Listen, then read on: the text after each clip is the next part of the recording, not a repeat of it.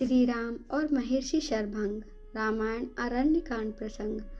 भयंकर बलशाली विराट राक्षस का वध करने के पश्चात राम, सीता और लक्ष्मण महर्षि शरभंग के आश्रम में पहुंचे। महर्षि शरभंग अत्यंत वृद्ध थे। उनका शरीर जर्जर हो चुका था। ऐसा प्रतीत होता था कि उनका अंतकाल निकट है। सीता और लक्ष्मण सहित राम ने महर्षि के चरण स्पर्श किए और उन्हें अपना परिचय दिया। महर्षि शरभंग ने उनका सत्कार करते हुए कहा, हे राम, इस वन प्रांत में कभी कभी ही तुम जैसे अतिथि आते हैं। अपना शरीर त्याग करने से पहले मैं तुम्हारी दर्शन करना चाहता था, इसलिए तुम्हारी ही प्रतीक्षा में मैंने अब तक अपना शरीर नहीं त्यागा था। अब तुम्हारे दर्शन हो गए हैं, इसलिए मैं इस नश्वर एवं जर्जर शरीर का परित्याग कर ब्रह्मलोक में जाऊंगा। मेरे शरीर त्याग करने के बाद तुम इस वन में निवास करने वाले महामुनि सुतीक्ष्ण के पास चले जाना। वे ही तुम्हारा कल्याण करेंगे। इतना कहकर महर्षि ने विधिवत अग्नि की स्थापना करके उसे प्रज्वलित किया और घी की आहुति देकर मंत्रोच्चार करते हुए स्वयं अपने शरीर को अग्नि को समर्पित करके ब्रह्मलोक को गमन किया।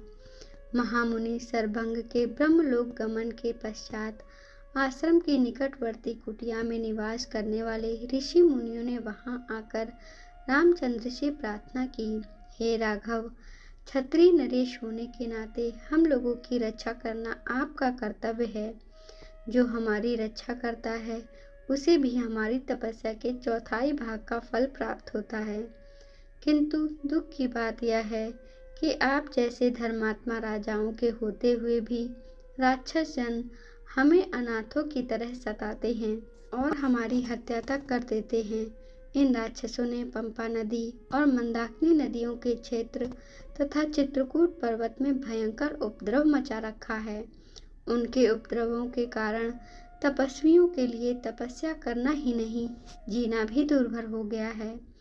ये समाधिस्थ तपस्वियों को मृत्यु के मुख में पहुंचा देते हैं। इसलिए हम आपकी शरण में आए हैं। आप इस असहाय कष्ट और अपमान से हमारी रक्षा करें और हमें निर्भय होकर तप करने का अवसर दें। राम बोले, हे ऋषि मुनियों, आपके कष्टों के विषय में सुनकर मैं अत्यंत व्यथित हुआ हूँ। पिता की आज्ञा से अभी मुझे 14 वर्ष पर्यंत इन वनों में निवास करना है। अतः लोगों की रक्षार्थ में मैं इस अवधि में राक्षसों का चुन चुनकर नाश करना चाहता हूँ।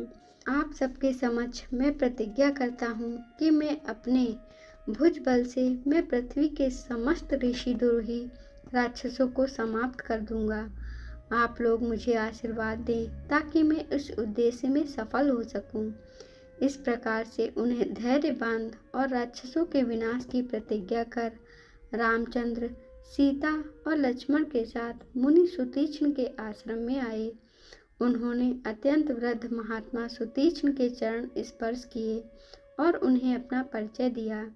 राम का परिचय पाकर महर्षि अत्यंत प्रसन्न हुए। उन्होंने तीनों को समुचित आसन दिया, उनका कुशलक्षेम पूछा तथा फल आदि से उनका सत्कार किया। वार्तालाप करते समय सूर्यास्त की बेला आ पहुंची। तब उन सब ने एक साथ बैठकर संध्या उपासना की और रात्रि विश्राम भी उनके आश्रम में ही किया।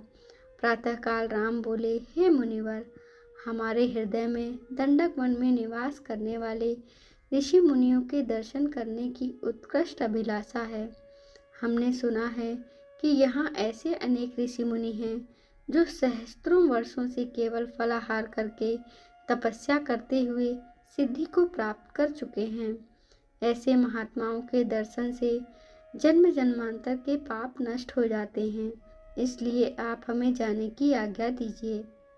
महर्षि सुतीक्ष्ण ने आशीर्वाद देकर प्रेम पूर्वक उन्हें विदा करते हुए कहा, हे राम, तुम्हारा मार्ग मंगलमय हो। वास्तव में यहाँ के तपस्वी असीम ज्ञान और शक्ति के भंडार हैं। तुम अवश्य उनके दर्शन करो। इस वन का वातावरण भी तुम्हारे लिए सर्वथा अनुकूल है।